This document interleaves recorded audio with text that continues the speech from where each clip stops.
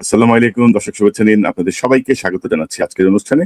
শিরোনাম দেখে বুঝতে পারছেন আজকে আমার অতিথি হিসেবে যোগ দিচ্ছেন বর্তমান বিএনপি সরকারের এই প্রায় 5 মাস বয়সী বিএনপি সরকারের সবচেয়ে আলোচিত এবং সমালোচিত যিনি প্রতিমন্ত্রী মি শাহে আলম, যিনি স্থানীয় সরকার, পল্লী উন্নয়ন এবং সমবায়ের মন্ত্রণালয়ের প্রতিমন্ত্রী হিসেবে দায়িত্বে আছেন। মি শাহে আলম, আপনাকে স্বাগত জানাচ্ছি আজকের অনুষ্ঠানে। ধন্যবাদ জনাব ডক্টর কনক সারোয়ার সাহেব। আমি আপনার মাধ্যমে দেশবাসীকে, বিশেষ করে আমার নির্বাচনী এলাকা বগুড়া 2 শিখগঞ্জ এবং মোকামতলাবাসীকে আন্তরিক অভিনন্দন এবং শুভেচ্ছা জানাই, যারা আমাকে বিপুল ভোটে নির্বাচিত করে মহান জাতীয় সংসদে পাঠিয়েছেন। এবং মহান আল্লাহর কাছে শুকরিয়া আদায় করি এবং দলের প্রধান সংসদ নেতা মাননীয় প্রধানমন্ত্রী জনাব তারেক রহমানের প্রতি কৃতজ্ঞতা জানাই, উনি আমাকে মন্ত্রী পরিষদের সদস্য করেছেন। সবার প্রতি আমার সালাম। আসসালামু আলাইকুম রহমতুল্লাহ। ওয়ালাইকুম আসসালাম। হ্যাঁ, শাহে আলম ভাই, আপনার মানে প্রথমে আমি যে কথাটি বলছিলাম মাননীয় মন্ত্রী, যে আপনি বর্তমান এই সরকারের 140 দিন, প্রায় 5 মাস বয়সী সরকার, আপনি সবচেয়ে আলোচিত এবং সমালোচিত একজন ব্যক্তি। মানে আপনাকে নিয়ে আমরা নানা রকমের সংবাদ, নানা রকমের কিছু চলছে, সবকিছু ছাপিয়ে একটি বিষয় বেরিয়ে আসছে। আপনি আপনি যেহেতু বগুড়ার এমপি, বগুড়া 2 এর এমপি, অনেকে বলছেন এবং সংবাদপত্র লিখছেন যে আপনি প্রধানমন্ত্রীর বন্ধু। তো প্রধানমন্ত্রীর বন্ধু কিভাবে আপনি, এই বিষয়ে একটু জানতে চাই। এবং এই যে এত আলোচনা সমালোচনায় আপনি কেন পড়ে গেলেন এই যে 5 মাসের মধ্যেই? ধন্যবাদ। প্রথমেই খুব ভালো প্রশ্নটি করেছেন। আমি প্রথমেই দেশবাসীকে আপনার মাধ্যমে জানাতে চাই যে মাননীয় প্রধানমন্ত্রী জনাব তারেক রহমানের বন্ধু হবার আমার কোনো সুযোগই নেই। এই কারণেই, কারণ মাননীয় প্রধানমন্ত্রীর বেড়ে ওঠা পড়াশোনা সব ঢাকায়, আমার বেড়ে ওঠা পড়াশোনা সব বগুড়া জেলায়, শিখগঞ্জ এবং বগুড়া কেন্দ্রিক। এবং ওনার সঙ্গে আমার বয়সের তারতম্য প্রায় 8 বছরের ডিফারেন্স। দ্বিতীয়ত হচ্ছে যে আমি বিএনপির একজন সাধারণ কর্মী, একদম 90 দশকে ছাত্র দলের সাধারণ সম্পাদক, উপজেলা কমিটি, কাউন্সিলের ভোটের মাধ্যমে আমার রাজনীতি আমি শুরু করি এবং তখন থেকে রাজনীতির হাতে খড়ি। এরপরে উপজেলা বিএনপি সাংগঠনিক সম্পাদক, উপজেলা বিএনপি সাধারণ সম্পাদক, উপজেলা বিএনপি সভাপতি, এরপরে 24 বছর বয়সে ইউনিয়ন পরিষদের চেয়ারম্যান নির্বাচিত হয়ে 1997 সালে। এরপরে আমি বগুড়া জেলা বিএনপি সাংগঠনিক সম্পাদক, কাউন্সিলর ভোটে নির্বাচিত। এরপর বগুড়া জেলা বিএনপির সহসভাপতির দায়িত্ব দীর্ঘদিন পালন করেছি। বগুড়া জেলা বিএনপির কোষাধ্যক্ষ হিসেবে দায়িত্ব পালন করেছি। যেহেতু আমার বাড়ি বগুড়া এবং বগুড়ার একজন সাধারণ রাজনৈতিক কর্মী হিসাবে বিএনপির চেয়ারম্যান বর্তমান প্রধানমন্ত্রী জনাব তারেক রহমান আমাকে স্নেহ করেন এবং স্বাভাবিক কারণে বগুড়া বাবি হওয়ার কারণে তার সাথে একটা সুসম্পর্ক রয়েছে। তবে আমি আবারও বলি, উনি আমার কোনো বন্ধু না, বন্ধু হওয়ার কোনো সুযোগও নেই। মানে এই বিষয়টা হচ্ছে যে ধরেন, মানে ওনাকে একটু কি বলবো, একটু মানসিকভাবে বিপর্যস্ত করা বা ওনার একটু বদনাম করার চেষ্টার অংশ হিসেবে, এবং সে পুরানো সেই গ্রুপগুলো, কিন্তু সেই প্রথম আলো, সেই ডেইলি স্টার, মানে যারা একটা সময় বিএনপিকে সর্বনাশ করে দিয়েছিল, তারাই কিন্তু আবারও মাঠে, যদিও মাননীয় প্রধানমন্ত্রী যে প্রতিহিংস নয় বা যে উদার নীতি গ্রহণ করেছেন, সেই সুযোগটাই আবার কিন্তু এই গ্রুপগুলো নিচ্ছে। তো এই জায়গাগুলো আপনাদের কোনো অবস্থান নেওয়ার কোনো পরিকল্পনা আছে? যে ধরেন তারেক রহমানের বন্ধু মি শাহে আলম এই করতেছে, ওই করতেছে, এই জায়গাগুলো তো চেক দেওয়া খুব জরুরি, একটা অসত্য বিষয়। যে এটা আসলে আমরা বগুড়া থেকে নির্বাচিত হয়ে এসে বগুড়ার উন্নয়ন নিয়ে যখনই আমি কথা বলা শুরু করেছি, তখনই দেখলাম যে একটা পক্ষ অতি উৎসাহী হয়ে আমাকে টার্গেট করলো এবং বিভিন্নভাবে আমাকে নিয়ে কাদা ছোড়াছড়ি, তার বন্ধু বানানো, এক এক সময় এক এক ধরনের নিউজ নিয়ে এসে আমার বিরুদ্ধে নানান ধরনের অপপ্রচার চালানো। আপনি যে প্রসঙ্গগুলো উঠালেন, এই প্রসঙ্গগুলো তো মাননীয় প্রধানমন্ত্রী প্রেস উইং বা যারা প্রেসের দায়িত্বে আছে তারাই দেখবে। আমরা তো এই বিষয়গুলো যদিও দেখি না। না, নিশ্চয়ই দেখা উচিত, নিশ্চয়ই দেখা উচিত। কারণ হচ্ছে আমরা অতীতে দেখেছি যে মিডিয়া কিভাবে বেগম খালেদা জিয়া সরকারকে বিপর্যস্ত করে তুলেছিল। এখন দেখা যাচ্ছে যে তাদের সেই সংবাদগুলো আসলে বাস্তবতা বা সত্যতা ওইভাবে ছিল না, কিন্তু চরমভাবে ক্ষতিগ্রস্ত করেছিল বেগম খালেদা জিয়ার সরকারকে। তো আরেকটা বিষয় আমি দেখলাম যে আপনার সম্পদ বেড়েছে 8 গুণ। প্রতিমন্ত্রী হওয়ার পর আপনার সম্পদ বেড়েছে 8 গুণ। আপনি আপনার মাধ্যমে দিয়েছেন আপনি, কিন্তু বেড়ে গেল সম্পদ, মানে এটা আপনার মাধ্যমে আমি জানাতে চাই যে এটা সম্পূর্ণ একটি অসত্য তথ্য প্রচার করা হয়েছে। আমার সম্পদ তো নির্বাচনের সময় মনোনয়নপত্র দাখিলের যে হলফনামা, সেখানে আমি এফিডেভিট করে দাখিল করেছি এবং সেখানে বলা আছে যে আমার প্রায় 1835% জমি আমার। সেখানে আমি 12টি ব্যবসার মালিক। সেখানে আমার ঋণ কত, আমার মূলধন কত, আমার ট্যাক্স কত দেই, কত সম্পদ, এবং আমার ব্যবসা বাণিজ্য সব তো নতুন নয়।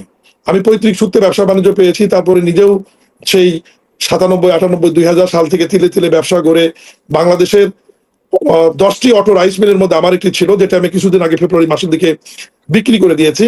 এরপর আমার ফ্লাওয়ার মিলের বিজনেস রয়েছে, আমার ভিটামিন পুষ্টি চালের বিজনেস রয়েছে, এবং এই পুষ্টি চালে যে ভিটামিন মিশ্রণ করা হয় সেই ভিটামিনের বিজনেস আমার রয়েছে, আমার ফিলিং স্টেশন রয়েছে, এলপিজির বিজনেস রয়েছে, আমার কৃষি খামার রয়েছে, গরুর খামার রয়েছে, মৎস্য খামার রয়েছে, এক্সপোর্ট ইম্পোর্টের বিজনেস রয়েছে, এবং আমার ম্যান পাওয়ারের বিজনেস রয়েছে, এবং সমস্ত ব্যবসায় আমার প্রতিষ্ঠিত ব্যবসা, এবং সরকারি বিধি বিধান নিয়ম মেনে ট্যাক্স পে করে আমি এই ব্যবসাগুলো দীর্ঘদিন করে আসছি, এবং আমার টোটাল ব্যবসার যে ভলিউম তাতে 150-200 কোটি টাকার কাছাকাছি হবে আমার টোটাল মূলধন বা ব্যবসার সারা বছর যে রোলিং। তো এখানে দেখলাম যে হলফনামার থেকে শুধুমাত্র একটি অংশ নিয়ে এসে বলা হলো যে এই 4 মাসে আমার সম্পদ বেড়েছে 8 গুণ এবং আমার নামে অনেক সম্পত্তি ক্রয় করা হয়েছে। আমি আপনার মাধ্যমে দেশবাসীকে এইটুকুই বলতে চাই যে মন্ত্রী হিসাবে, প্রতিমন্ত্রী হিসাবে শপথ নেবার পর কনফ্লিক্ট অফ ইন্টারেস্ট হবে এই বিবেচনায় আমি সমস্ত লিমিটেড কোম্পানি আমার পরিবারের সদস্যদের নামে শেয়ার হোল্ডার আমি হস্তান্তর করেছি, এবং আমার যত ব্যবসা এফিডেভিট মূলে আমার বড় সন্তানকে আমি তাকে প্রোপাইটারশিপ হস্তান্তর করেছি। আমি কোনো ব্যবসা নিজে আর দেখি না, এবং আমার নামে কোনো সম্পত্তি ক্রয়ের তো প্রশ্নই ওঠে না এবং সুযোগও নাই। আর সম্পত্তি ক্রয় বিক্রয়, ব্যবসার ফ্যাক্টরি ইন্ডাস্ট্রি বিক্রয়, নতুন ইন্ডাস্ট্রি করা, এটা তো ব্যবসায়ীদের একটা চলমান প্রক্রিয়া, এবং সম্পত্তি যদি কিনা হয়ে থাকে এটা আমাদের পারিবারিক ব্যবসার যে 3-4টি লিমিটেড কোম্পানি আছে তার নামে হয়তো আমার সন্তান কিনেছে, আবার কোথাও বিক্রি করেছে। এটা এত বড় ব্যবসা, সম্পত্তি কেনা বেচা, এটা তো একটা চলমান প্রক্রিয়া। না, আমরা দেখছি যে ধরেন এটা একটা মানে একটা কৌশলী অবস্থান নিচ্ছে কিছু কিছু সংবাদ মাধ্যম মিডিয়া, যে মানে যেন তারেক রহমানের এই সরকারকে তারা আরেকটু মানে কি বলবো এটাকে ক্ষতিগ্রস্ত করতে হবে সাধারণ মানুষের কাছে। এবং আমাদের কথা প্রসঙ্গে কমেন্টসেও আপনার মানুষ কিন্তু এই প্রসঙ্গটা আনছে যে ওনার সম্পদ কিভাবে বাড়লো। মানে একটা ন্যাশনাল মিডিয়া যখন একটা জিনিস ছেড়ে দেয়, আংশিকভাবে ছেড়ে দেয়, কারণ এই 4 মাসে 5 মাসে আপনার মানে এত সম্পদ বাড়ার মতো প্রজেক্টই তো সরকারের হয়নি এখনো, তাই না? জি জি জি, আমি সেই কথাটাই বোঝানোর চেষ্টা করছি। শুধু এটা নয়, আরেকটা জিনিস দেখবেন যে বিভিন্ন মিডিয়াতে বলা হচ্ছে যে সবচাইতে বেশি বরাদ্দ বগুড়া জেলায় গিয়েছে, এবং বগুড়াকে আমরা গোপালগঞ্জ বানানোর চেষ্টা করছি। আমি সংসদে তথ্য উপাত্ত দিয়ে এই অসত্য তথ্যকে আমি প্রমাণ করেছি যে বগুড়ার বরাদ্দ সর্বোচ্চ বেশি যায়নি। কোন কোন জেলায় গিয়েছে আমি সেটাও বলেছি। এটাও একটা মাননীয় প্রধানমন্ত্রীকে অ্যাটাক করা হয়েছে, যেহেতু উনি বগুড়ার প্রধানমন্ত্রী। আগের স্বৈরাচার সরকারের মতো বানানোর চেষ্টা করা হচ্ছে যে আমরা ইচ্ছাকৃতভাবে বগুড়া বরাদ্দ বেশি নিয়ে যাচ্ছি কিনা। আবার আংশিকভাবে বলা হচ্ছে যে আমি নিজস্ব ব্যবহারের জন্য হেলিপ্যাড নির্মাণ করছি। আসলে প্রত্যেক উপজেলায় আপনারা জানেন যে স্বৈরাচার এরশাদের সময় ত্রাণ সামগ্রী জরুরি ভিত্তিতে নিয়ে যাওয়ার জন্য প্রত্যেক উপজেলা হেডকোয়ার্টারে একটা করে হেলিপ্যাড পুরাতন রয়েছে। ওই হেলিপ্যাডটা আবার আমরা নতুন করে সংস্কার করছি, যে যেখানে জরুরি অবতরণ যেন হেলিকপ্টার করতে পারে, ত্রাণ সামগ্রী পৌঁছতে পারে, বা ইমার্জেন্সি কোনো রুগী যদি এয়ার অ্যাম্বুলেন্স হেলিকপ্টার যদি ঢাকা আসতে চায় তারা যেন ব্যবহার করতে পারে। এবং আমি যে হেলিকপ্টারটি নির্মাণ করেছি এটা সৎ ব্যবহার আগামীকাল থেকেই শুরু হচ্ছে। সেনাপ্রধান গিয়ে ওখানে হেলিকপ্টারে নামবেন, এবং ওখানে বর্ষাকালীন সেনাবাহিনীর একটি মহড়া চলছে আমার উপজেলায়, শিবগঞ্জ উপজেলা, সেটা পরিদর্শনে যাচ্ছেন। তাহলে এই যে মিথ্যা একটা প্রচার করা হচ্ছে যে আমার ব্যবহারের জন্য হেলিপ্যাড বানানো হয়েছে, যেটা সম্পূর্ণ একটি অসত্য তথ্য দেওয়া হয়েছে। এবং উন্নয়নের ক্ষেত্রে বলা হচ্ছে যে বেশি বরাদ্দ। আসলে বগুড়া জেলা তো আপনি নিজেও জানেন, দীর্ঘদিন যাবৎ বাংলাদেশে থেকে সাংবাদিকতা করেছেন। 111 সরকারের পর বিগত 20 বছর শহীদ রাষ্ট্রপতি জিয়াউর রহমানের বাড়ি বগুড়া হবার কারণে, জনাব তারেক রহমানের বাড়ি বগুড়া হবার কারণে, এবং বেগম খালেদা জিয়া বারবার বগুড়া থেকে নির্বাচিত হবার কারণে বগুড়া উন্নয়ন বঞ্চিত একটি জেলা, অবহেলিত একটি জেলা। সেই জেলার কোনো উন্নয়ন হয়নি, এবং আমাদের বড় ধরনের কোনো অবকাঠামো হয়নি, কোনো মেগা প্রজেক্ট বগুড়াতে হয়নি। গ্রামীণ রাস্তাঘাটের অবস্থা খুবই খারাপ। আমি শুধু পার্লামেন্টে দাঁড়িয়ে এবং আজকেও আপনার মাধ্যমে সবাইকে বলতে চাই যে আমরা বগুড়াকে অন্য জেলার সঙ্গে তুলনা করতে চাই না। আমাদের আবদার এবং দাবি একটাই, যে বিগত আওয়ামী লীগ সরকারের সময় 63 জেলাতেই বিনা ভোটের এমপি এবং মন্ত্রী ছিল, বগুড়া কোনো মন্ত্রী ছিল না, বগুড়ার কোনো উন্নয়ন হয়নি। আপনার 63 জেলার সমমান উন্নয়নটা বগুড়া আমাদের করে দেন, এরপর আমরা বাকি 63 জেলার সঙ্গে আমরা সমান তালে এগিয়ে যেতে চাই। এইটুকুই আমাদের চাওয়া, এইটুকুই আমাদের। না, তবে মাননীয় মন্ত্রী যে মানে একেবারে বগুড়ার দিকে আবার সব নিয়ে গেলে সমস্যা হবে। এতদিন বঞ্চিত ছিলেন, কিন্তু আমার মনে হয় যে তারপরে একটু সিস্টেমেটিক ওয়েতে গেলে ভালো হবে। না হলে প্রধানমন্ত্রী নিজস্ব জেলা হিসেবে এটাকে নানাভাবে এটাকে প্রজেক্ট করা হবে। বাট আপনি যা বলছেন, ধরেন কিছু এর মধ্যে কিছু অতি অসামঞ্জস্য আমি লক্ষ্য করেছি, যেটা নিয়ে আমি নিজেও লিখেছি আমার ফেসবুক পোস্টে, যে প্রধানমন্ত্রীর বগুড়া সফরের সময় লাল কার্পেটের মতো 10 লাখ টাকার ইট বিছানো হলো, আবার ইট তুলে নিয়ে যাওয়া হলো। তো এই যে কাজগুলো হচ্ছে আর কি, এই জায়গাগুলো আমার মনে হয় যে চেক দেওয়া উচিত। এই যে বিষয়টার সাথে কোনো সম্পর্কই আমার নাই, অথচ ওটা নিয়ে নিউজ করা হলো যে প্রধানমন্ত্রীর উপর ভর করে প্রতিমন্ত্রীর দুর্নীতি। আসলে ওই কাজটা তো মাননীয় প্রধানমন্ত্রীর কর্মসূচি সম্বন্ধে আপনার খুবই ভালো ধারণা আছে। মাননীয় প্রধানমন্ত্রী যখন কোন এলাকায় কর্মসূচিতে যান, পুরো বিষয়টা মনিটরিং করেন জেলা প্রশাসন এবং ওনার এসএসএফ।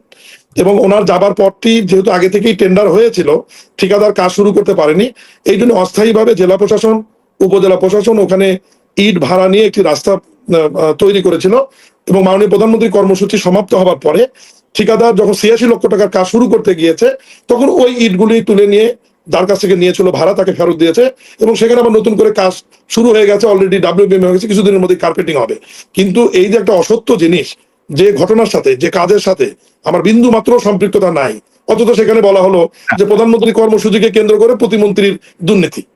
জি, মানে এটা তো আছে, এটা তো আপনাদেরকে মানে ডাউন প্লে করার জন্য অনেক রকমের খেলা হয়, কিন্তু ধরেন তারপরও ১০ লক্ষ টাকা হয়তো রাষ্ট্রীয় বিষয়ে খুব বেশি টাকা না, কিন্তু ধরেন এটা এখন অপচয় আমি বলবো, কারণ প্রধানমন্ত্রী যেভাবে এই ব্যাপারে আমি আপনার মাধ্যমে প্রশাসনকে সচেতন হওয়ার অনুরোধ করব, কারণ প্রশাসন যেন অতি উৎসাহী হয়ে মাননীয় প্রধানমন্ত্রী কর্মসূচি গুলোতে যাতে এরকম না করে। কারণ মাননীয় প্রধানমন্ত্রী নিজেই অনেক সাশ্রয়ী, উনি সরকারি গাড়ি ব্যবহার করেন না, সরকারি তেল নেন না, পতাকা ব্যবহার করেন না। ওনার প্রধানমন্ত্রী কার্যালয়ে ৯৫০ টাকার খাবার উনি ১৫০ টাকায় নিয়ে আসছেন। আমি আপনার মাধ্যমে জানাতে চাই, আমি নিজেও কিন্তু সরকারি গাড়ি ব্যবহার করি না।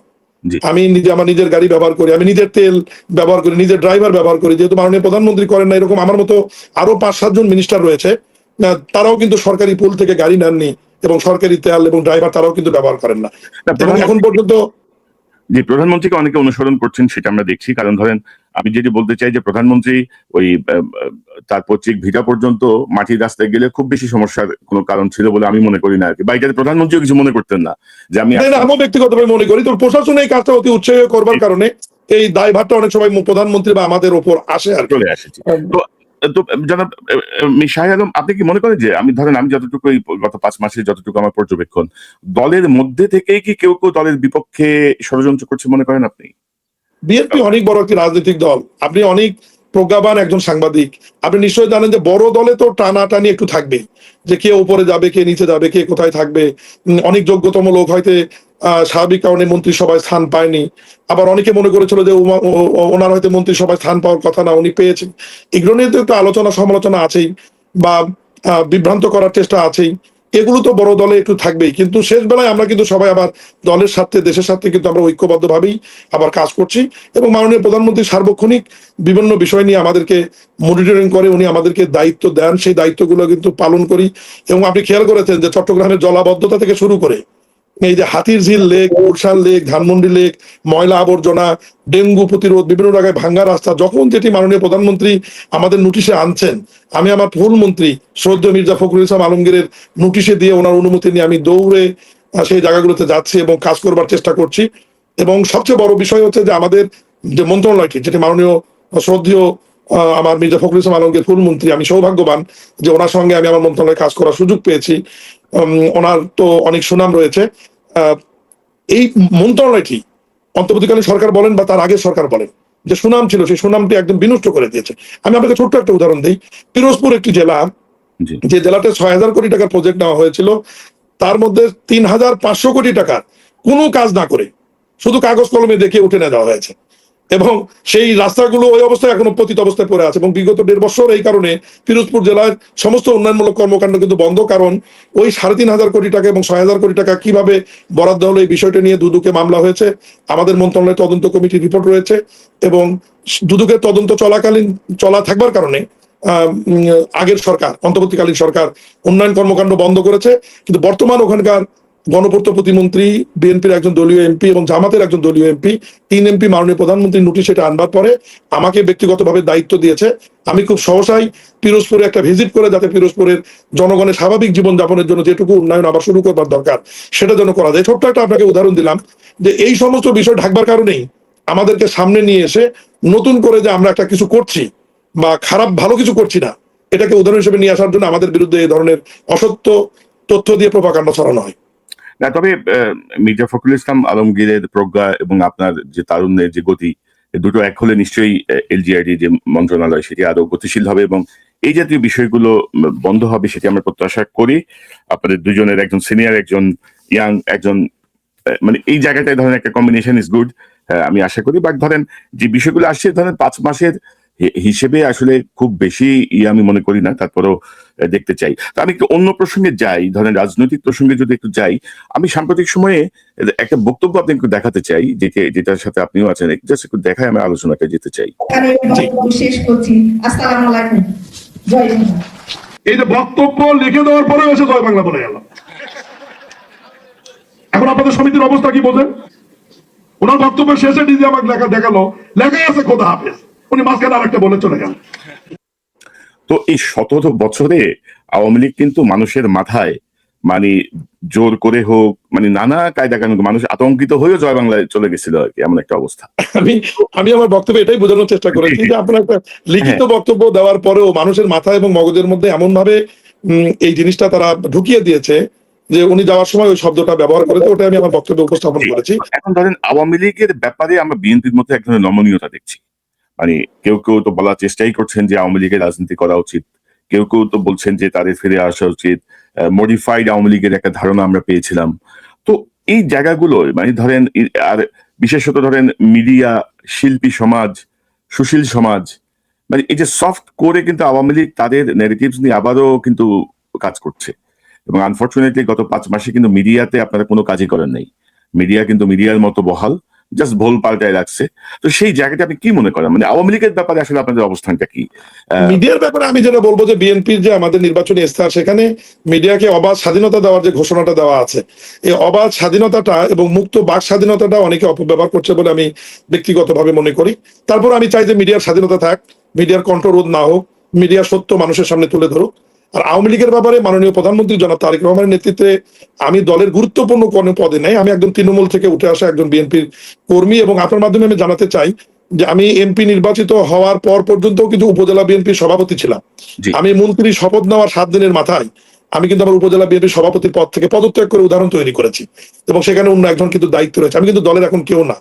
তবে মন্ত্রী পরিষদ এবং মাননীয় প্রধানমন্ত্রীর কথাবার্তায় এবং মন্ত্রী পরিষদের আচরণে আমার কাছে যেটুকু পরিলক্ষিত হয়েছে যে আওয়ামী লীগ নিষিদ্ধর যে আইনটি রয়েছে এবং আওয়ামী লীগ নতুন করে রাজনীতি করে ফিরে আসবার যে বিভিন্ন রকমের কথা, এ ব্যাপারে মনে হয় যে বিএনপি কঠোর অবস্থানে আছে এবং আওয়ামী লীগকে কোনোভাবেই তাদের বিচার না হওয়া পর্যন্ত এবং তাদের প্রধান জাতির কাছে ওই রকম করে ক্ষমা না পাওয়া পর্যন্ত, এবং আওয়ামী লীগ যে অন্যায় অত্যাচার করেছে, এই জুলাই আগস্টে যে গুণ হত্যা করেছে, কোনোভাবেই তারেক রহমানের নেতৃত্বাধীন এই বিএনপি সরকার আওয়ামী লীগকে বৈধতা দেবে না এবং আওয়ামী লীগকে নির্বাচন না দিতে ফিরে আসার কোনো সুযোগ দিবে বলে আমি বিশ্বাস করি না। যে আমরাও সেটি বিশ্বাস করতে চাই, কারণ ধরেন এই পরিমাণ গণহত্যা, গুম খুনের পরে এই দলের প্রতি সহানুভূতিশীল যারা, তাদের প্রতি সাধারণ মানুষ ক্ষুব্ধ হয়ে যাওয়ার কথা। কারণ এই যে গণ অভ্যুত্থানটা হয়েছে, যে বিপ্লবটা হয়েছে, এটা ছাত্র জনতা, সাধারণ মানুষের স্বতঃস্ফূর্ত গণ অভ্যুত্থান। তো আপনারা ধরেন আপনাদের প্রধানমন্ত্রীর বক্তব্য একরকম, আপনাদের দলের কেউ কেউ মানে জুলাই গণভোট, সংবিধান সংশোধন, এই জায়গাগুলো নিয়ে এক ধরনের বিতর্ক সৃষ্টি করছেন আপনারা আননেসেসারি। মানে জুলাই নিয়ে আসলে অবস্থান কি বিএনপি, মানে কি মনে করেন আপনি? জুলাই সনদে তো সংসদে মাননীয় প্রধানমন্ত্রী বলেছেন, সংসদে একটা ঘোষণা দিয়েছেন যে জুলাই সনদ, জুলাই চার্টারে বিএনপি যেটা স্বাক্ষর করেছে, এই স্বাক্ষরিত জুলাই সনদটি বিএনপি অক্ষরে অক্ষরে পালন করবে এবং সংসদের সংবিধান সংশোধন একটি কমিটি হবে, যে কমিটিতে বিরোধী দলীয় নাম দেওয়ার পরে সম্ভবত এই সেশনে বা পরের সেশনে বা সংসদ নেতা সিদ্ধান্ত নেবেন। সংবিধান সংশোধন যে কমিটি হবে, এই কমিটি বসে জুলাই সনদকে অক্ষরে অক্ষরে পালন করার যে অঙ্গীকার বিএনপি, অগ্রাধিকার দিয়েই অন্তর্বর্তীকালীন সরকার সহ বিএনপির নির্বাচনী ইস্তেহারে যা যা আছে, বিএনপি নির্বাচনী ইস্তেহার এবং জুলাই সনদ দুটোকে সমন্বয় করে বিরোধী দল এবং সরকারি দল ঐক্যবদ্ধভাবে একটি স্থায়ী সংবিধান সংশোধন করতে চাই, আমি এইটুকুই জানি। এবং এইটা নিয়েই এখন পর্যন্ত সংবিধান সংশোধন কমিটি হয়নি, বিকজ বিরোধী দল থেকে এখনো নামগুলো সম্ভবত চিফ হুইপের কাছে জমা দেওয়া হয়নি। না, এই বিষয়টা আসলে স্পষ্ট করা উচিত, কারণ ধরেন যে ছাত্র জনতার মধ্যে আমরা যে প্রতিক্রিয়া দেখি, মানে মোটামুটি একটা ধারণাই দাঁড়িয়ে গেছে যে বিএনপি জুলাই সনদের বিপক্ষে, বিএনপি গণভোটের বিপক্ষে, বিএনপি জাস্ট ক্ষমতায় এসে এগুলো সব ইগনোর করছে, এরকম একটা। না, আমি আপনার মাধ্যমে জুলাই যোদ্ধাদের এবং দেশবাসীকে আমি জানাতে চাই যে বিএনপি জুলাই সনদের পক্ষে 100%, মাননীয় প্রধানমন্ত্রী এবং সংসদ নেতা জনাব তারেক রহমানও জুলাই সনদ অক্ষরে অক্ষরে পালন করতে চাই, বাস্তবায়ন করতে চাই। আমি আপনার মাধ্যমে আবারও রিপিট করি, বিএনপির নির্বাচনী ইস্তেহার, যেটার প্রতি দেশের 55% মানুষ সমর্থন দিয়েছে, সেই ইস্তেহার এবং জুলাই সনদ দুটোকেই সমন্বয় করে সংবিধান সংশোধন করে জাতিকে বিএনপি একটি নতুন সংবিধান, সংশোধিত নতুন সংবিধান উপহার দেবে ইনশাআল্লাহ। জি, মানে মাননীয় প্রধানমন্ত্রী আসলে খুব অ্যামেজিংলি ওনার কাজ করছেন। মানে ধরেন যে আমরা দীর্ঘদিন উনি সরকারি ব্যয় ওনার ক্ষেত্রে একেবারে কমিয়ে এনেছেন। আপনি যদি বলছিলেন ব্যক্তিগত গাড়িতে যাতায়াত করছেন বা অন্যান্য ব্যয় তিনি কমিয়ে এনেছেন বা সবকিছু। ওনার বিদেশ সফরটাও খেয়াল করেছেন যে আগে প্রথম বিদেশ সফর আপনি দেখেছেন যে মাত্র কয়েকজন গুটি কয়েক উনি নিয়ে বিদেশ সফর করেছেন, কিন্তু আগের সময়গুলোতে আমরা দেখেছি 160-170 পুরো বিমান ভরে দেশের বাইরে যাওয়া হতো। সেখানেও উনি একটা উদাহরণ তৈরি করেছেন। ওনার জেলা সফরগুলোতেও খেয়াল করবেন যে গাড়ির বহর কমানোর জন্য উনি এখনো মিনি বাসে ওনার স্টাফদেরকে নিয়ে উনি সফর করেন। এই জিনিসগুলো আমাদের অনুপ্রাণিত করে মন্ত্রীদের সাশ্রয়ী করবার জন্য। উনি ধরেন যে অতীতের যে নিরাপত্তা বা এই যে ঝিকঝাক ছিল, এগুলা এই শো অফ ছিল, শো অফ তিনি কমিয়ে এনেছেন। এবং পাশাপাশি যেটা আমরা দেখছি যে উনি প্রতিহিংসা নয়, আমি চাইলে করতে পারি, করব না, তো এটার সাথে একমত কিনা? কারণ আমি অনেকের যে প্রতিক্রিয়া পেয়েছি যে প্রতিহিংসা ন্যায় বিচার তো এক জিনিস না। এখন যে পরিবারটা গুমের শিকার হলো, যে পরিবারটা নির্যাতিত হলো, যে পরিবারটা দখলের শিকার হলো, যে পরিবারের প্রতি হাসিনার সরকারের এবং তার দলের লোকজনের, আমি আপনাদের ভুল বোঝাবুঝির একটু অবসান ঘটাই। এটা কিন্তু যারা গুম হত্যা হয়েছে তাদের ন্যায় বিচারের ব্যাপারে প্রধানমন্ত্রী কিন্তু কঠোর অবস্থানে রয়েছেন। উনি ওনার ব্যক্তি পরিবারের কথা বলেছেন যে আমার মার উপর যে নির্যাতন হয়েছে শ্রদ্ধেয় নেত্রী বেগম খালেদা জিয়ার উপর, ওনার পরিবারের উপর, ওনার আদরের ছোট ভাই বিশিষ্ট ক্রীড়া সংগঠক জনাব আরাফাত রহমান কোকুর উপর যে নির্যাতন হয়েছে, এই বিষয়টা উনি বলেছে যে এটা আমি এই বিষয়ে আমি হিংসাত্মক ভাবে কারোর উপর প্রতিশোধ নেওয়ার ইচ্ছা আমার নাই। উনি কয়েকদিন আগেও বলেছে যে আমার বাবা যদি বেঁচে থাকতো, আমার মা যদি বেঁচে থাকতো, তারাও হয়তো বলতো যে তুমি এটা নিয়ে আর বাড়াবাড়ি করো না, তুমি স্বাভাবিকভাবে চলো। আমি ওনার বক্তব্যে যেটুকু শুনেছি বা ওনার কথাতে যেটুকু, আরেকটি যেটা আমি বলি যে দেখেন মাননীয় প্রধানমন্ত্রী শুধু আমাদের জন্য না, বিরোধী দলের প্রতিও কিন্তু উনি অনেক সহানুভূতিশীল। সংসদের বাজেট বক্তৃতায় বিরোধী দলের নেতা তার সুন্দর বক্তব্যে যখন উপস্থাপন করলেন যে আমার নির্বাচন এলাকার দায়িত্বটি আমি মাননীয় সংসদ নেতা প্রধানমন্ত্রীর উপর ছেড়ে দিতে চাই, ঠিক তার কাউন্টার বাজেট বক্তৃতায় আবার সংসদ নেতা মাননীয় প্রধানমন্ত্রী তারেক রহমানও বললেন যে আপনার সংসদীয় নির্বাচন এলাকার দায়িত্বটি আমি নিলাম উন্নয়নের জন্য। ঠিক তার পরের দিনই মাননীয় প্রধানমন্ত্রী আমাকে ব্যক্তিগতভাবে ডেকে অনুশাসন জারি করলেন যে আপনি বিরোধী দলের নেতার সঙ্গে সাক্ষাৎ করে তাহলে নির্বাচনী এলাকা সফর করবেন এবং ওখানে কি করার প্রয়োজন আপনারা করবেন। আপনারা বোধহয় মিডিয়াতে দেখেছেন যে আমি ঠিক তার একদিন পরেই মাননীয় বিরোধী দলের নেতা শ্রদ্ধেয় ডাক্তার শফিকুর রহমান সহ ঢাকা 15 তার নির্বাচন এলাকায় গিয়েছি এবং রাস্তাঘাট, ব্রিজ, কোথায় কি প্রয়োজন, বিদ্যুৎ, গ্যাস, পানি ঘুরে ঘুরে দেখেছি, পুরো টিম সহ কিন্তু গিয়েছি। এবং উল্লেখ করতে চাই যে তার যে প্রতিদ্বন্দ্বী ছিল আমাদের বিএনপির বর্তমান উত্তরের প্রশাসক, তার নামও শফিকুর রহমান খান মিল্টন, সেও কিন্তু আমাদের সফরে ছিল। এবং ঐক্যবদ্ধভাবে যাতে ওই এলাকার আমরা উন্নয়নটা করতে পারি মাননীয় প্রধানমন্ত্রীর অনুশাসন অনুযায়ী, সে ব্যাপারে আমরা মন্ত্রণালয় থেকে প্রয়োজনীয় পদক্ষেপ নিয়েছি, দিক নির্দেশনা দিয়েছি। এবং আগামীকালও মাননীয় বিরোধী দলের নেতার ওখানে আমি সহ দায়িত্বশীলদের আরেকটি বৈঠক আছে যে উনি সহ ওনার এমপিদের নির্বাচনী এলাকাগুলোতে মাননীয় প্রধানমন্ত্রী নির্দেশনা দিয়েছেন যে যারা জনগণের ভোটে নির্বাচিত হয়েছে কেউ যেন বঞ্চিত না হয়। না সেটি ঠিক আছে, মানে প্রধানমন্ত্রী সবকিছু একটা সুবন্টন করার চেষ্টা করছেন, এটি আমরা পর্যবেক্ষণ করছি। কিন্তু ধরেন সংসদে সরকারি দল বিরোধী দলের সাথে একটা হৃদ্যতাপূর্ণ সম্পর্ক আমরা দেখছি যে বিরোধী দলও সরকারকে অ্যাপ্রিসিয়েট করছে, সরকারও অ্যাপ্রিসিয়েট, মানে প্রধানমন্ত্রী সাথে অ্যাপ্রিসিয়েট করছেন। তো এটা একটা নতুন ধরনের সংস্কৃতি চালু হচ্ছে বাংলাদেশে। কিন্তু রাজনীতির মাঠে আমরা দেখছি যে ছাত্রদল শিবির মারামারি করছে, এনসিপি ছাত্রদল শিবির মিলে আরেক ভেজাল চলতেছে। এর মধ্যে কি এই জায়গাটা কি আপনারা নিয়ন্ত্রণের কথা কি ভাবছেন না? মানে ধরেন যে সংসদের যে সম্প্রীতি, রাজপথে কিন্তু উভয় কিন্তু মুখোমুখি সংঘর্ষ, এবং সেই জায়গাটায় কিন্তু আবার আওয়ামী লীগ ঢুকে যাচ্ছে উভয় পক্ষেই, মানে তাদের ফায়দা নেওয়ার জন্য। আপনার কথাটা অত্যন্ত যুক্তিযুক্ত। আমি সাধারণ একজন বিএনপির কর্মী হিসেবে মনে করি যে আমাদের সংসদের যে সৌহার্দ্যপূর্ণ পরিবেশটি, এটা যদি আমরা আরো কঠোরতম করতে পারি, আমার মনে হয় যে মাঝে মাঝে যদি আমরা বসি, সবসময় যে সংসদ নেতা এবং বিরোধী দলের নেতা একসঙ্গে বসতে হবে এমন কোনো কথা না। সংসদের চিফ হুইপ রয়েছেন, আমাদের দায়িত্বশীল যারা নেতা রয়েছেন, তারা যদি বিরোধী দলের সাথে আমরা মাঝে মাঝেই বসে আলোচনা করি, আমার মনে হয় যে মাঠ পর্যায়ে এটা দূরত্ব কমে আসবে এবং সৌহার্দ্যপূর্ণ পরিবেশ তৈরি হবে। এবং আপনি ঠিকই বলেছেন, যদি মাঠ পর্যায়ে বিরোধী দল এবং সরকারি দলের মধ্যে যদি দূরত্বটা বেড়ে যায়, তাহলে সেই ভয়ঙ্কর স্বৈরাচারী আওয়ামী লীগ তারা আবার এই সুযোগটা নিতে পারে এবং এটা কারোর জন্যই বিএনপি এবং জামাত সহ আমরা যারা বর্তমান সংসদে বা রাজনীতির মাঠে আওয়ামী লীগ ছাড়া যারা রয়েছে, এটা কারোর জন্যই মঙ্গল হবে না। এবং সেদিন আমি আপনাকে ছোট্ট করে বলি, সেদিন বিরোধী দলীয় নেতার সঙ্গে যখন আমি তার নির্বাচনী এলাকায় সফর করছিলাম, একই রিক্সায় উঠে যখন ঘুরছিলাম, উনিও কিন্তু এই কথাটি আমাকে বলছিলেন যে আমাদেরকে যে কোনো মূল্যে হোক ঐক্যবদ্ধ থাকতে হবে, কারণ আমাদের ঐক্যবদ্ধের উপরে নির্ভর করবে দেশের উন্নয়ন, দেশের সম্প্রীতি এবং আওয়ামী লীগের ফিরে না আসার যে অঙ্গীকারটা, এটা আমাদের ঐক্যবদ্ধের উপরে নির্ভর করে। উনি সেটাও কিন্তু আমাকে সেদিন গল্পে গল্পে বলছিলেন। জি, তো এখন আমি ধরেন আজকে থেকে ধরেন গতকাল পর্যন্ত সরকারের 140 দিন পার হয়েছে। মানে আপনাদের কর্মসূচি হচ্ছে 180 দিনের, মানে হাতে আছে আর 40 দিন। মানে 180 দিনের কর্মসূচি আর 40 দিন বাকি আছে। তো 40 দিন খুব সিগনিফিকেন্ট নাম্বার, কিন্তু বিশেষ করে ইসলামে 40 দিন মানুষ মারা যাওয়ার পরে 40 দিনের একটা দোয়া অনুষ্ঠানের আয়োজন করা হয়। 40 দিনের নামাজ পড়লে বলা হয় যে এটা সারা জীবনের জন্য অভ্যাস হয়ে যায়। 40টা একটা গুরুত্বপূর্ণ নাম্বার অ্যাকচুয়ালি। তো এই 40 দিনের মানে কি হতে পারে আর, মানে ধরেন যে আমরা আমি 6টা মাস দেখেন, 6টা মাস সময় দেন, তো এই 140 দিনের অ্যাচিভমেন্ট কি বা আর কি হতে পারে, মানে কি পরিবর্তন আসছে বা কি হতে পারে? আসলে দেখুন, আপনার মাধ্যমে আমি দেশবাসীকে বলতে চাই যে বিএনপি সরকার গঠন খুব খারাপ সময়ে কিন্তু আমরা একটা সরকার গঠন করেছি, দেশের অর্থনীতি, রাজনৈতিক পরিস্থিতি সব মিলিয়ে। আর অর্থ বছরটা ছিল একদম শেষ সময় এসে, মানে আমরা এমন এক সময় শপথ নিয়েছি 17ই ফেব্রুয়ারি, এটা কিন্তু অর্থ বছরের একদম শেষ সময়। এই সময়ে বিএনপি 180 দিন কর্মসূচির মধ্যে বিএনপির যে উল্লেখযোগ্য যে কমিটমেন্ট গুলো ছিল নির্বাচনের সময় মাননীয় প্রধানমন্ত্রীর, যেমন ফ্যামিলি কার্ড, কৃষক কার্ড, কর্মসংস্থান, শিক্ষা, স্বাস্থ্য খাত, আপনার বৃক্ষরোপণ, 20,000 কিলোমিটার খাল নদী পুনঃখনন, খেলাধুলা, ইমাম মসজিদ এবং অন্য ধর্ম উপাসনানীদের জন্য যে সম্মানী ভাতা, এগুলো কিন্তু আমরা পাইলট আকারে অলরেডি মাঠে গড়িয়েছে এবং এগুলো কিন্তু পাইলট আকারে কাজ শুরু হয়েছে। এবং এই বাজেটে আপনি উল্লেখযোগ্যভাবে খেয়াল করবেন, আমি যে কর্মসূচিগুলির কথা বললাম, এই কর্মসূচির অর্থ কিন্তু এই বাজেটে বরাদ্দ রাখা আছে।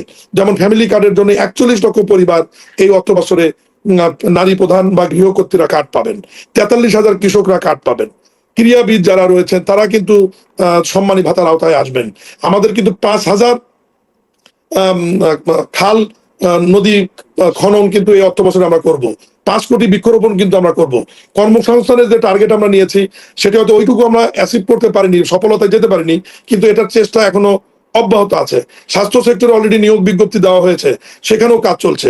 শিক্ষার ব্যাপারে বই পরিবর্তন, নতুন বই যেগুলো আসবে সেখানে অনেক কিছু পরিবর্তন আসবে।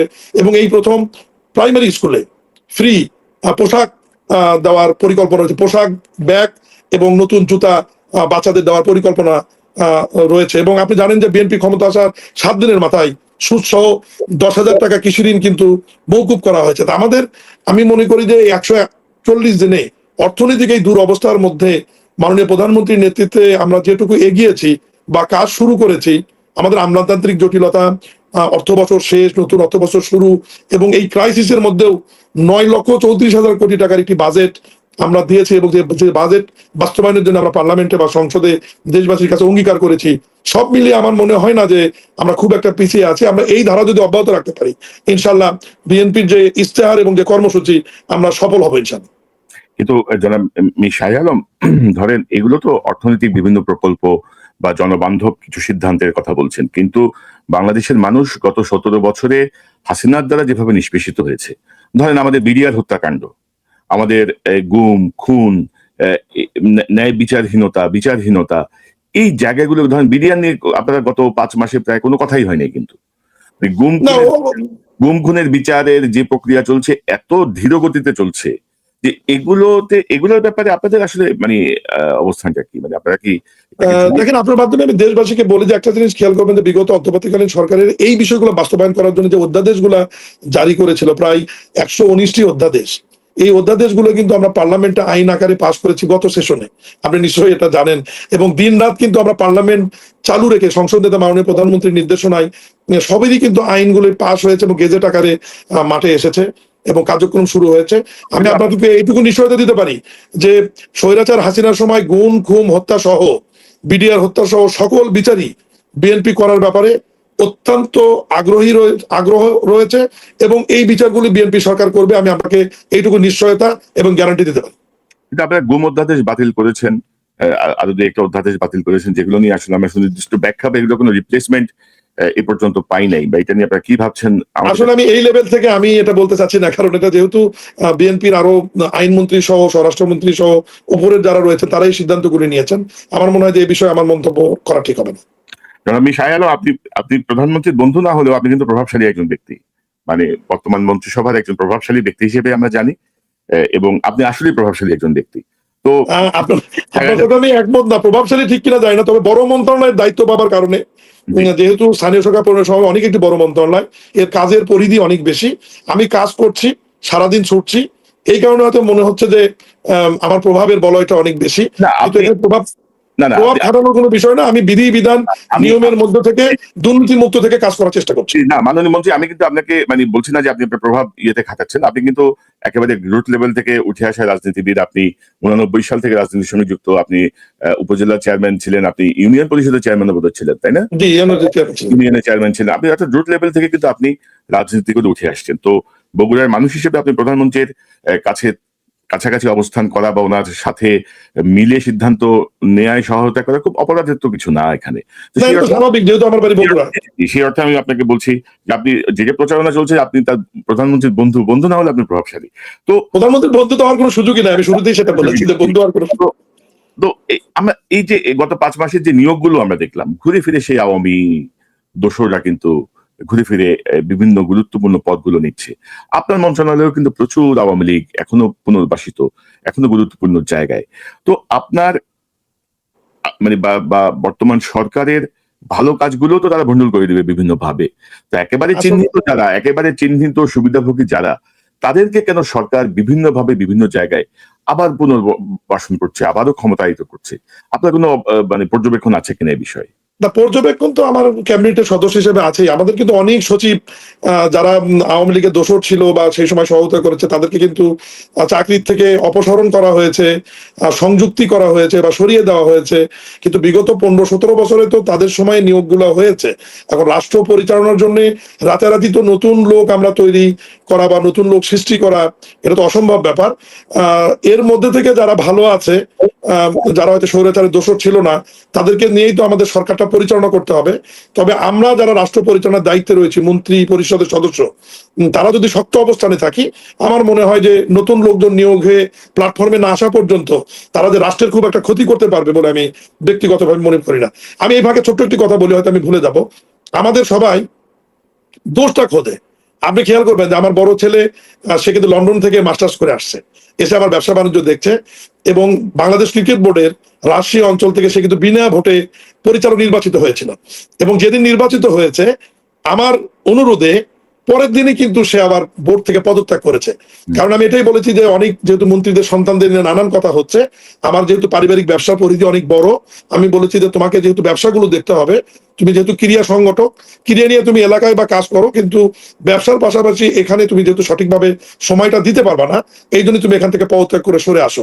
আমার বড় সন্তান মীর শাকরুল আলম সীমান্ত আমার কথা শুনে কিন্তু সে ওখান থেকে পদত্যাগ করে সরে আসছে। কিন্তু জি, এটা আমরা দেখেছি পত্রিকা, এবং এটা ঠিক আছে যে তিনি বলেছেন যে আপনি যেহেতু মন্ত্রীর দায়িত্বে আছেন, টেকনিক্যালি তিনি ব্যবসা বাণিজ্য দেখবেন, তিনি এখান থেকে সরে আসেন। কিন্তু এটাও তো কিন্তু ধরেন একটা এই সরকারের সমালোচনার বা বদনামের একটা বড় আরেকটা জায়গা কিন্তু যে ক্রিকেট বোর্ড, কিন্তু মানে যেভাবে ধরেন মন্ত্রী এমপিদের মানে কি বলবো বংশধরেরা সেখানে যে ঢুকছে, এই জায়গাটা উপলব্ধি করে আমি আমার সন্তানকে ওখান থেকে সরে নিয়ে আসি, যাতে ওই দোষের পাল্লাটা যেন আমার ঘাড়েও না আসে।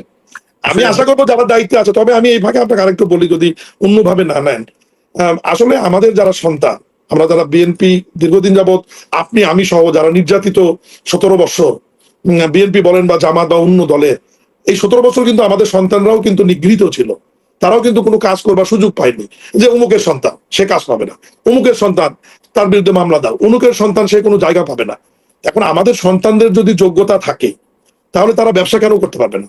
তারা এই ধরনের সামাজিক বা ক্রিয়া সংগঠনগুলোতে যদি যোগ্যতা থাকে, তাহলে সেখানে এই সময় যদি তারা সুযোগ না পায়, বিগত 17 বছরে আমাদের সন্তান হবার কারণে যোগ্যতা থাকার সময় সুযোগ পাবে না, এখন এসেও যদি আবার তারা সুযোগ না পায়, তাহলে আমাদের সন্তানরা তাদের যে ক্যারিয়ারটা, তাদের যে মেধাটা, তাদের যে যোগ্যতা, এটা তাহলে কখন তারা মানুষের সামনে সমাজে।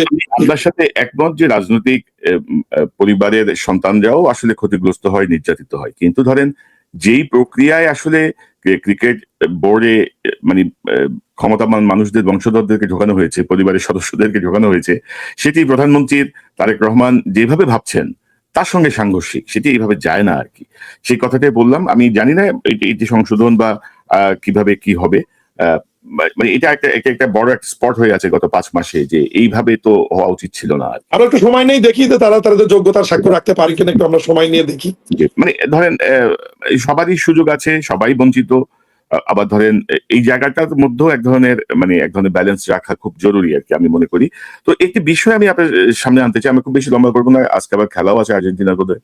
তো প্রধানমন্ত্রী যেভাবে ভাবছেন, প্রধানমন্ত্রী যে হিউমিলিটি দেখাচ্ছেন, যে নম্রতা দেখাচ্ছেন, যে সফটলি মানে সেই নেলসন ম্যান্ডেলার স্টাইলে মানে সবাইকে ক্ষমা করে দিয়ে নতুন ভাবে সবার আগে বাংলাদেশ নিয়ে যাচ্ছেন, প্রধানমন্ত্রীর এই ভাইবটা কি আপনাদের মন্ত্রিসভার সব সদস্য বা আপনাদের দলের নেতাকর্মীরা ঠিক বুঝতে পারছেন?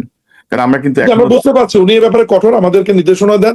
এবং গত কয়েকদিন আগে উনি একটা বিষয় আমাদের নোটিশে এনেছেন, আমাদের অনেকগুলো মন্ত্রী আমরা সেখানে উপস্থিত ছিলাম। উনি বললেন যে দেখুন, আমার বাবা যখন প্রেসিডেন্ট ছিলেন, ওনার স্যালারি থেকে, বেতন থেকে 10% টাকা রাষ্ট্রীয় কোষাগারে উনি জমা দিত, এবং আমিও শুরু করেছি। বিগত 5 মাস মাননীয় প্রধানমন্ত্রী জমা দিয়েছেন। তো উনি আমাদের বলেছেন যে আপনাদের ব্যাপার, আপনারা যদি ইচ্ছা করেন তাহলে এটা আপনারা অনুসরণ করতে পারেন। তা আমরা শোনার পর আমরা এটা আসলে জানতাম না যে বেতনের টাকা, আমি শুধুমাত্র তো বেতনটা নেই, তেলের টাকা বা অন্য খরচ নেই না। এটা শুনবার পর আমরা উৎসাহিত হয়েছে এবং আমরা সবাই এক ব্যাকে আলহামদুলিল্লাহ বলেছি। এবং আমি আজকেই আমার বিগত 5 মাসের যে মূল বেতনের যে 10% যেটা আমরা রাষ্ট্রীয় কোষাগারে আমরা জমা দিয়েছি, এবং প্রত্যেক মাসে আমরা এটা দিব, যা সেটা একটা উদাহরণ তৈরি করবার জন্য। জি। এবং আরেকটি গুরুত্বপূর্ণ বিষয়, যেটা ধরেন সরকারের জন্য অত্যন্ত বিস্ফোরা বা বদনামের জায়গা হয়ে আছে। আপনি জানেন যে নির্বাচনের আগে পরে চাঁদাবাজির একটা ভয়ঙ্কর অভিযোগ বিএনপির বিরুদ্ধে ছিল, এবং আমরা সাম্প্রতিক সময়ে আইন শৃঙ্খলা পরিস্থিতিতেও কিছু অবনতি দেখছি, খুব ভালোভাবে অবনতি দেখছি। ছিনতাই, ডাকাতি এগুলো বাড়ছে, ধরাও পড়ছে, এমন না যে ধরা পড়ছে না, ধরা পড়ছে। কিন্তু সাম্প্রতিক সময়ে আপনি দেখেছেন যে কিভাবে যুব দলের এক নেতা কিভাবে একজন বয়স্ক মানুষের বিশেষ সঙ্গে চাপ দিয়ে ধরে চেকে সাইন করিয়ে নিয়েছে, সেও অ্যারেস্ট হয়েছে। তো এই জায়গাগুলো নিয়ে আসলে আপনাদের মধ্যে কোনো কথা হয় কিনা? এই জায়গাগুলো আপনারা কিভাবে নিয়ন্ত্রণ করেন? কথা হয়, এবং এই ব্যাপারে মাননীয় প্রধানমন্ত্রী সহ বিএনপি কিন্তু কঠোর অবস্থানে আছে। যখন যেখানে ঘটনা ঘটছে সাথে সাথে কিন্তু সে গ্রেপ্তার হচ্ছে, না মামলা হচ্ছে, না দল থেকে বহিষ্কার করা হচ্ছে। এখন একটা বড় দলের শূন্যতাকে কাজে লাগিয়ে মাঠ পর্যায়ে তো অনেক বড় একটি রাজনৈতিক দল, আমাদের মধ্যে কিছু ভদ্র অভদ্র সব মিলেই তো একটা রাজনৈতিক দল, এ ধরনের কিছু খারাপ লোকজনও রয়েছে। তাদের ব্যাপারে আমরা সংশ্লিষ্ট এলাকায় মাননীয় সংসদ সদস্যদেরকে সংসদীয় কমিটি সবাই মাননীয় প্রধানমন্ত্রী নির্দেশনা দিয়েছেন, আমরা নজর রেখেছি, আমরা খেয়াল রাখছি। সরকার এই বিষয়ে কঠোর আছে, এবং সমসাময়িক কালে বড় বড় কিছু ঘটনা আপনি দেখেছেন, এই যে শিশু ধর্ষণ সহ বিভিন্ন বিষয়ে বিএনপি কিন্তু খুব দ্রুততম সময়ের মধ্যে গ্রেপ্তার এবং বিচারের ব্যবস্থা করেছে। আমার মনে হয় যে দেশবাসীকে আপনার মাধ্যমে অনুরোধ করবো যে আমাদের প্রতি একটু আস্থা রাখুন, সময় দিন, মোটামুটি আমরা মনে হয় যে একটা জায়গায় আমরা নিয়ে যেতে পারবো দেশকে। জি, জনাব মীর শাহ আলম, ধরেন আমরা যে বিষয়টা দেখলাম যে হাসিনা পালিয়ে যাওয়ার পর থেকে অন্তর্বর্তী সরকার বা এ পর্যন্ত মানে প্রায় 2 বছরে ধরেন সে সময় থানা লুট হয়েছে, প্রচুর অস্ত্র কিন্তু এখনো মিসিং, এবং অন্তর্বর্তী সরকারের সময় বলা হচ্ছিল যে একটা সাঁড়াশি একটা অভিযান দরকার ছিল, যে অবৈধ অস্ত্র উদ্ধার বা সন্ত্রাসী গ্রেপ্তার, যেমন বেগম খালেদা জিয়া 2001 সালে অপারেশন ক্লিন হার্টের মতো একটা অপারেশন কিন্তু করেছিলেন জনশান্তি ফিরিয়ে আনার জন্য। তো এরকম কিছু কি আপনাদের মন্ত্রিসভায় ভাবা হয় বা হচ্ছে বা হবে, এরকম কোনো আভাস কি আপনার কাছে আছে? না, এ ব্যাপারে আমার তেমন কিছু জানা নাই। তবে এ ধরনের পরিবেশ পরিস্থিতি যদি তৈরি হয়, যেহেতু মাননীয় প্রধানমন্ত্রী দেশপ্রেমিক, উনি যেহেতু শহীদ রাষ্ট্রপতি জিয়াউর রহমান এবং শ্রদ্ধেয় দেশনেত্রী বেগম খালেদা জিয়ার সন্তান, ওনার তো দেশপ্রেমের কোনো বিন্দুমাত্র ঘাটতি নাই। দেশের মানুষের জন্য যদি এই ধরনের কঠোর সিদ্ধান্ত নেওয়ার প্রয়োজন হয়, মাননীয় প্রধানমন্ত্রী সংসদ নেতা জনাব তারেক রহমান নিশ্চয়ই নিবে বলে আমি ব্যক্তিগতভাবে মনে করি। জি। তো আমরা আমরা আমরা একেবারে শেষ দিকে আমি আবারও শুরুর দিকে বোধহয় আপনি স্থানীয় সরকার নিয়ে বোধহয় কিছু বলতে চেয়েছিলেন। জি, আমি আসছি ওইদিকে। তার আগে ধরেন এই প্রসঙ্গটা যাওয়ার আগে আমি আবারও আপনার মনোযোগ আকর্ষণ করবো। আপনি দেখছেন যে জুলাই মাসে জুলাই শহীদদেরকে নিয়ে আওয়ামী লীগ দ্বারা পরিপুষ্ট বিভিন্ন শিল্পী, বুদ্ধিজীবী, সাংবাদিক আজে বাজে কিভাবে কথা বলছে। তো এই জায়গাগুলো মিডিয়ার স্বাধীনতার মধ্যে কিন্তু পড়ে না। মানে মত প্রকাশের স্বাধীনতা এক জিনিস, বা আপনি এটি প্রতিষ্ঠিত যারা স্বৈরাচারকে হটানোর জন্য জীবন দিল তাদেরকে আপনি অপমানজনক কথা বলছেন, তুচ্ছ তাচ্ছিল্য করছেন, সেই জায়গাটা আশা করি আপনারা নিয়ন্ত্রণ করবেন। এবং স্থানীয় সরকার নির্বাচন নিয়ে আপনার সঙ্গে আমার কথা বলার একটা এজেন্ডা ছিল। আমি বলেছিলাম এই বিষয়টা নিয়ে জানতে চাইবো যে কবে নাগাদ আসলে বিএনপি স্থানীয় সরকারে যাবে। কারণ যেভাবে প্রশাসক বসিয়ে দেওয়া হয়েছে এটি নিয়ে অসন্তুষ্টি আছে বিভিন্ন পর্যায়ে। তো আপনারা কবে নাগাদ যাবেন স্থানীয় সরকার নির্বাচনে, বা এটা নিয়ে কিভাবে? ধন্যবাদ করক সাহেব। আপনি আপনার মাধ্যমে দেশবাসীকে বলতে চাই যে ইতিমধ্যেই আমাদের দলের মুখপাত্র ডাক্তার জাহিদুর রহমান এবং আমাদের মন্ত্রণালয়ের মাননীয় মন্ত্রী মির্জা ফখরুল ইসলাম আলমগীর ঘোষণা দিয়েছে যে 1 বছরের মধ্যে সকল স্থানীয় সরকার নির্বাচন আমরা সম্পন্ন করতে চাই। এবং ইতিমধ্যেই সংসদে আমরা স্থানীয় সরকার নির্দলীয় ভাবে যাতে হয়, দলীয় প্রতীকে যাতে না হয়, এই কারণে আমরা আইনগুলো অর্ডিনেন্স যখন আইন আকারে পাস করি, অধ্যাদেশগুলো আমরা সেটা সংশোধনী আকারে পাশও করেছি এবং সেগুলো গেজেট আকারে প্রকাশিত হয়েছে, নির্বাচন কমিশনে আমরা পাঠিয়েছি। সবচেয়ে আনন্দের সংবাদ হচ্ছে যে এই বাজেটের মধ্যে স্থানীয় সরকার নির্বাচনের জন্য যে বরাদ্দ রাখবার দরকার সেই বরাদ্দটি রয়েছে এবং নির্বাচন কমিশনকে প্রস্তুতি নেওয়ার জন্য সরকারের পক্ষ থেকে মৌখিকভাবে জানিয়ে দেওয়া হয়েছে, যেহেতু তারা বাজেটটা তারাই নিয়ন্ত্রণ করে, তাদের প্রস্তুতির উপর নির্ভর করবে, নির্বাচন কমিশনের প্রস্তুতির উপর নির্ভর করবে যে আমরা কোন নির্বাচনটি আগে করব এবং কোনটি পরে করব। তবে 1 বছরের মধ্যে যদি আমরা নির্বাচনগুলি শেষ করতে চাই, সেই ক্ষেত্রে আমাদের অক্টোবর নভেম্বর থেকে নির্বাচনগুলো শুরু করতে হবে এবং এর কোনো বিকল্প নাই, আমি স্থানীয় সরকারের প্রতিমন্ত্রী হিসেবে মনে করি। জি, এবং আমরা সেটি চাই। তবে আপনার ওই জায়গাটা আমি দ্বিমত পোষণ করি যে আমি মনে করি যে দলীয় প্রতীকে নির্বাচন হওয়া উচিত। আওয়ামী লীগ স্থানীয় সরকার নির্বাচনে দলীয় প্রতীক এনেছিল বিএনপি এবং জামাতকে চিহ্নিত করার জন্য, কারা কারা বিএনপি কারা কারা জামাত।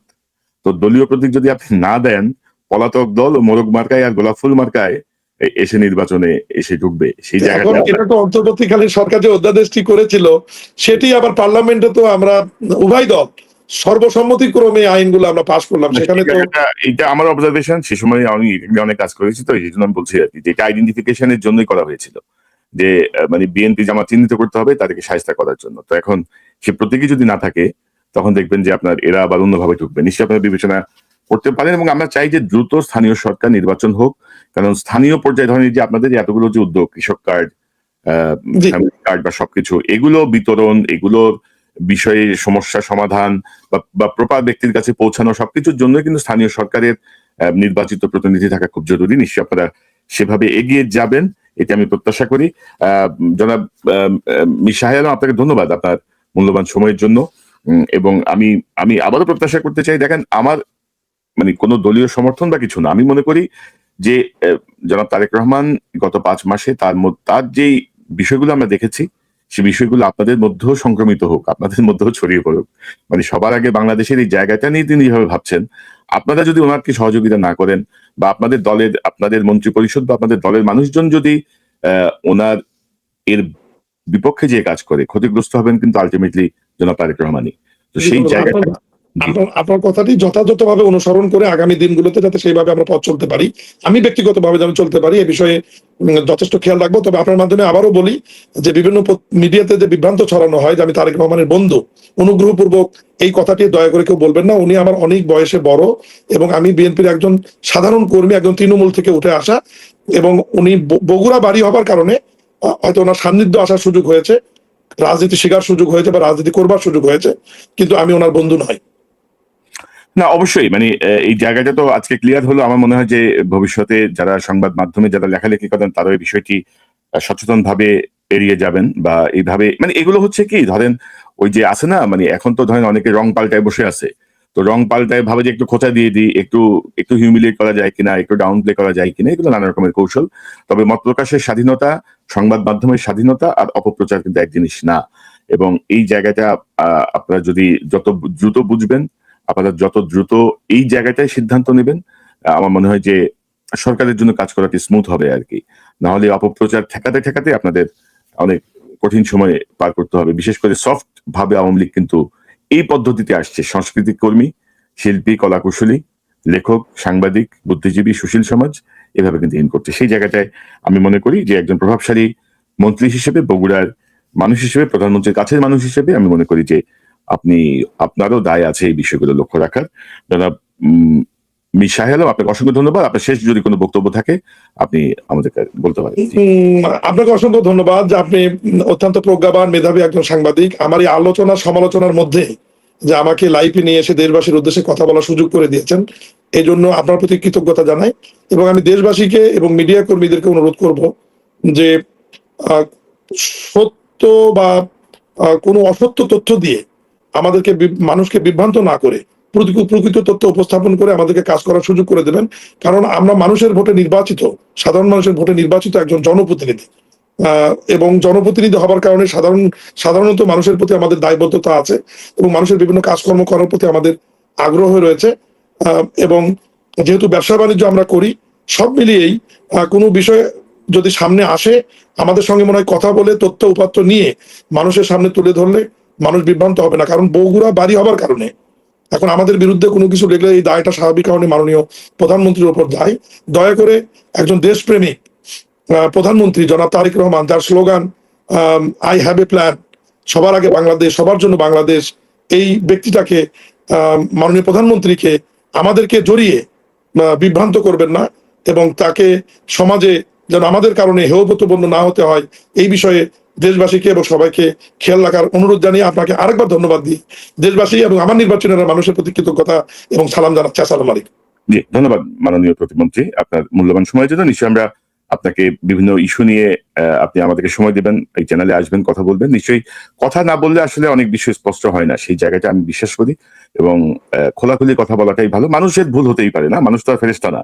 মানুষ ভুল করতেই পারে, মানুষ ভুল সিদ্ধান্ত নিতেই পারে, এবং বেটার হচ্ছে সেখান থেকে আপনি কত দ্রুত বের হয়ে আসলেন, কত দ্রুত কারেক্ট করলেন, সেটাই হচ্ছে ইম্পর্টেন্ট। মানে একগুঁয়েমি যে না আমি যা করছি সেটাই কথা, আমি অমুকের সন্তান, আমার এটা করতেই হবে, হাসিনা যেটা করছে, তো সেটা তো মানে কোনো পজিটিভ কিছু না। মানুষের ভুল হতে পারে, মানুষ সেটা সংশোধন করে এগিয়ে যাবে। আপনাকে আবারও অসংখ্য ধন্যবাদ আপনার মূল্যবান সময়ের জন্য।